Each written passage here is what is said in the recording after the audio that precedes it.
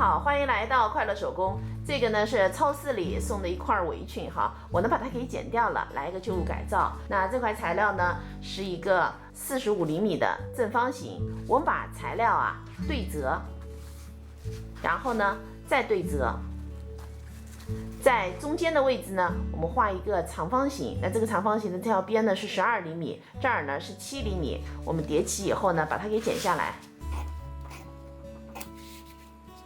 剪好以后呢，我们把它打开哈，然后在这两边呢，我们搁上一个拉链，我们把拉链呢给分开。这个拉链的长度也是45厘米。那我们呢尺冲里，然后把这两条线给车上。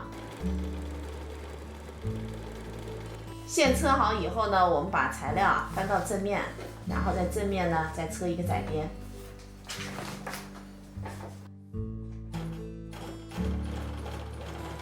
接下来呢，我们把拉链头给装上，然后把材料呢翻到反面，然后呢，我们把两边的这儿对齐，然后把这两条边的车上，那这边呢也是一样的哈。现在呢，我们把这4个角都给车上。车的时候呢，咱们是这样折哈，然后这样车上一条线。这个两端哪头都可以，我们在一端呢要搁上一个织带，我们把织带是塞在里边的哈，搁在中间的位置，就是这样子把它给带上。